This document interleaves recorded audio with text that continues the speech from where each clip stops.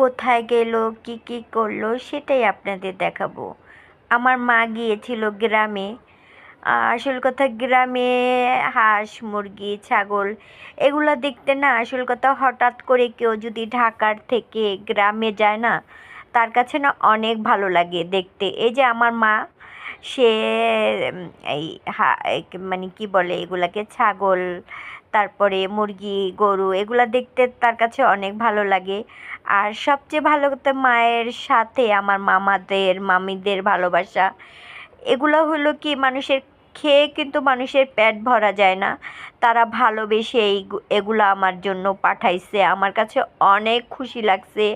আসল কথা, আমার মা যদি চলেও যায়, আমার মামা মামিরা আমাদেরকে অনেক ভালোবাসে। বিশেষ করে আমার মামারা আমাদেরকে অনেক ভালোবাসে। তারা তাদের যতটুক সাধ্য তাদের কাছে যা আছে সবসময় কম বেশি চেষ্টা করে দেওয়ার জন্য। তো এর চেয়ে বড় ভালোবাসা আর কিছুই হয় না পৃথিবীতে। টাকা পয়সা আজকে আছে কালকে থাকবে না, আজকে আমি আছি কালকে আমি নাও থাকতে পারি, কিন্তু এই যে ভালোবাসাটা, সেটা কিন্তু সারা জীবন থাকবে। আর এই যে আমাকে যে কতগুলো অনেকগুলো আরমোজ দিয়ে গেছিলো, তো আমি কি করলাম, এতগুলো আমি খাবো না, তো আমার আরও যেমন বোন আছে ওদের জন্য নিয়ে গেলাম।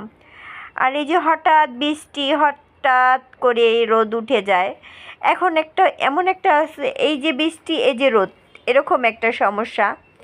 তো এই যে আমার কাছে ভালোই লাগে বৃষ্টির দিনটা, বলতে আমার কাছে অনেক ভালো লাগে, বৃষ্টি আমার অনেক পছন্দ। আর বৃষ্টির দিনে আমি সবসময় একটু বারান্দায় যাই। আর এই যে আমি আমার কাছে গাছ লাগাইতে অনেক ভালো লাগে। তো আমি এই যে কিছু কিছু কলমি শাক লাগাইছি, কিছু কিছু পুদিনা পাতা লাগাইছি। আসলে তো গাছ মানে আমার কাছে ছোট ছোট জিনিস দিয়ে মানুষ খুশি থাকতে চায় না, সেরকম আমি ছোট ছোট জিনিস দিয়ে আমার কাছে খুশি, মানে আমি চাই আমার মনটাকে সবসময় ভালো রাখার জন্য। ছোট ছোট জিনিস দিয়ে খুশি থাকা যায়, ছোট ছোট জিনিস দিয়ে যেন ভালো থাকা যায়। তো সবসময় আমি